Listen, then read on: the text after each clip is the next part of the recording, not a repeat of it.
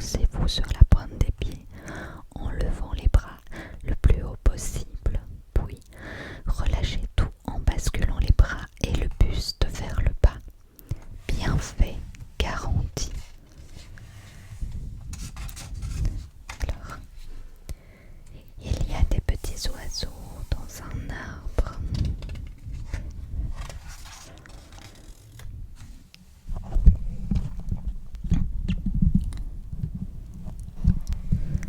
Méditer pour mieux lâcher prise. Méditer, c'est tout d'abord apprendre à se connaître sur une chose, sa respiration, une idée, la lumière d'une bougie. Cela consiste non pas à faire le vide, mais à prendre conscience de ses pensées envahissantes en les observant, en acceptant qu'elles existent. L'objectif étant de revenir à l'objet de sa méditation. C'est un excellent exercice de lâcher prise, puisque cela conduit à focaliser son attention plus facilement, non pas sur le négatif, mais sur le moment présent et la réalité. Un joli petit chat, nuancé de rose, vert et orange.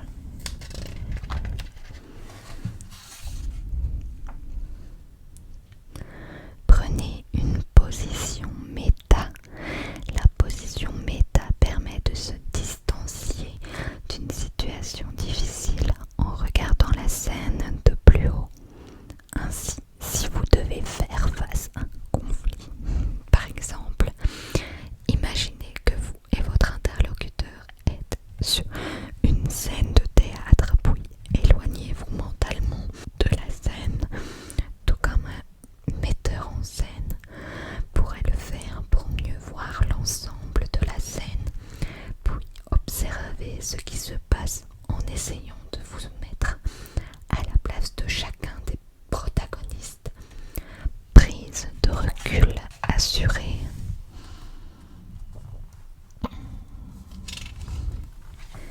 C'est un joli petit chien. Lâchez prise lors d'un appel difficile. Imaginez, vous êtes au travail et un client mécontent vous passe un savon au téléphone. Pour vous détendre et accessoirement éviter de répondre sur le même ton, pensez à prendre la position du roseau qui plie mais ne rompt pas. Assis, les pieds bien ancrés au sol, basculez la tête et le buste en arrière, tout en parlant, de façon à épouser le dossier de votre chaise dans une posture d'abandon. Cela dégagera vos voies respiratoires et détendra votre diaphragme noué.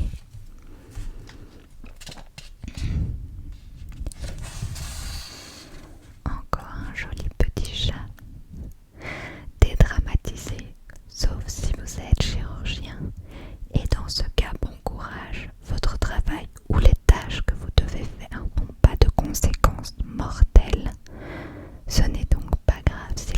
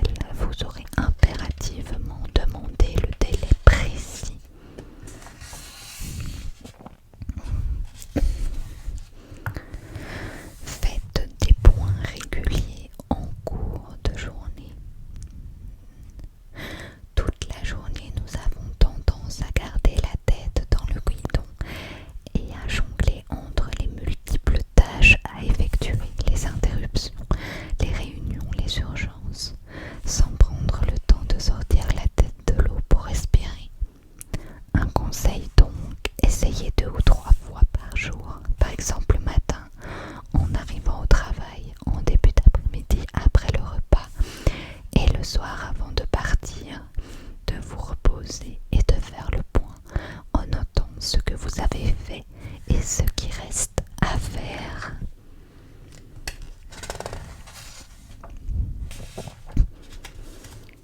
Lutter contre les insomnies. Vous avez des difficultés à vous endormir ou vous vous réveillez en pleine nuit et n'arrivez pas à replonger dans les bras de Morphée et cela vous énerve. Suivez donc les conseils suivants. Évitez de regarder des écrans avant de dormir. Pensez à noter ce que vous ruminez avant de vous coucher. Si vous vous réveillez en pleine nuit, allumez une lampe tamisée et notez sur un calepin prévu à cet effet et posez à côté du lit les pensées qui vous tiennent éveillé. Cela vous aidera à les évacuer.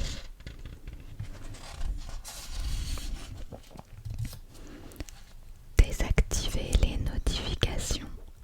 Vous vous sentez débordé, c'est peut-être à cause des dizaines de notifications reçues chaque jour sur les réseaux sociaux, messageries et applications qui encombrent notre quotidien.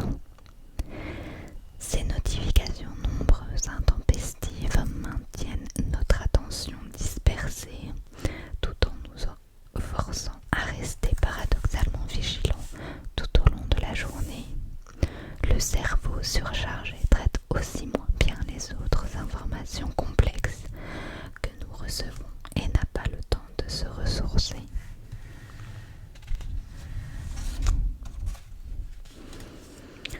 Déterminez votre empreinte du stress personnel.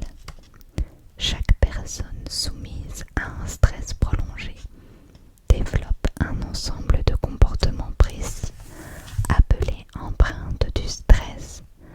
Ces comportements sont des signes physiologiques, psychologiques ou émotionnels qui montrent que vous montez en pression. Consommation accrue de café, tabac, troubles du sommeil, de l'alimentation, saute d'humeur, oubli. Notez-les et faites le point régulièrement. Si 2 ou 3 de ces signes sont apparus pendant la période écoulée, faites une pause et ressourcez-vous.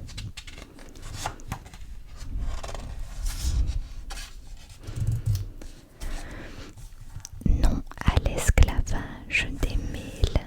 L'usage des emails a été démultiplié ces dernières décennies, mais leur gestion est très chronophage car leur nombre est souvent inversement proportionnel à leur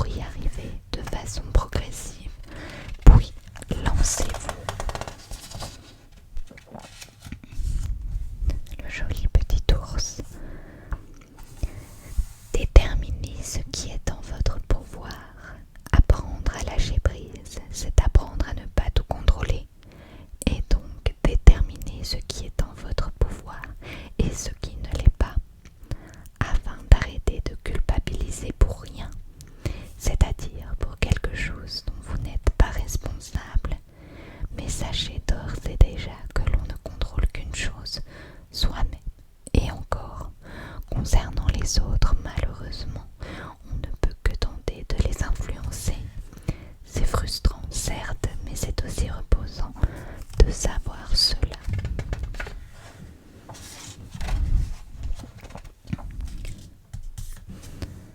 Fixez-vous des objectifs réalistes. Dans la vie, vous voulez que tous ceux qui vous côtoient soient heureux, satisfaits.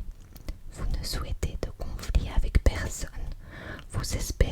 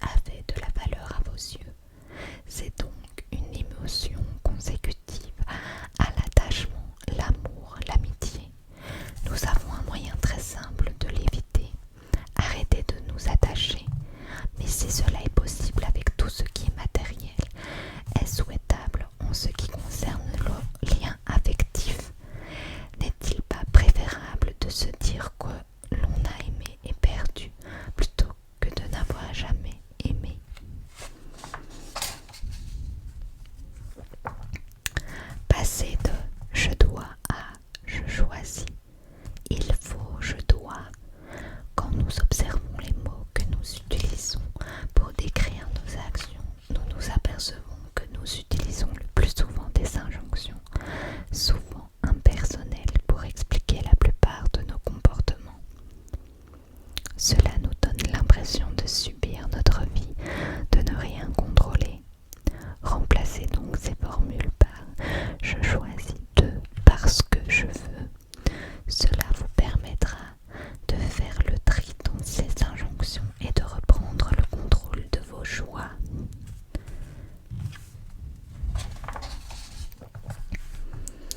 Prenez conscience de votre part d'ombre et de celle des autres. Nous sommes parfois agacés par le comportement des autres. Nous les jugeons sur leurs manquements, leurs erreurs, leurs failles et leurs défauts. En agissant ainsi, nous oublions totalement que nous sommes loin d'être tout blancs et que nous aussi pouvons nous montrer méchants, jaloux, durs, susceptibles, hypocrites parce que les circonstances l'exigent. Ne pensez-vous que les autres diraient exactement la même chose que nous si nous leur demandions la raison de leur comportement?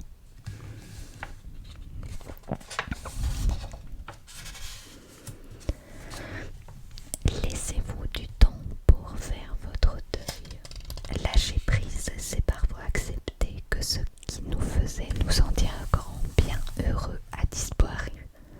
C'est aussi se rendre compte à terme que ce n'est pas parce que cette personne, cette situation, cette chose s'en est allée que le sentiment qu'elle provoquait, amour, rire ou joie, a disparu à jamais.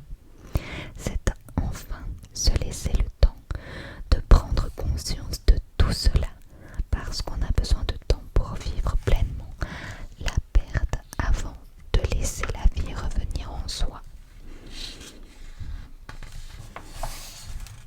Alors je pense que oui, c'est le dernier. Ne confondez pas passivité et lâcher prise. Lâcher prise n'est pas synonyme de passivité mais d'acceptation. La différence entre les deux peut sembler subtile, mais elle est réelle. Être passif, ce n'est rien faire alors qu'il est possible d'agir. Attendre des autres qu'ils agissent à notre place, se victimiser. En revanche, lâcher prise, c'est agir tout en acceptant que le résultat ne corresponde pas aux attentes, mais c'est aussi accepter ce que l'on ne peut changer et donc se libérer d'attentes illusoires. Et voilà les amis, j'espère que cette vidéo vous aura plu. Je vous ai montré mes coloriages au numéro avec les animaux, les personnages, les paysages avec les mantras. Je pense que ça s'appelle comme ça. Oui, les mantras qui accompagnaient chaque dessin. Donc voilà, j'espère que elle vous aura plu. Je continue à colorier de temps en temps. Donc une fois que je finis un coloriage, j'essaye de vous en faire une vidéo. Voilà mes amis. N'oubliez pas la FAQ et à vous abonner, liker ou commenter. Un grand merci pour votre soutien. Je vous dis à tout bientôt.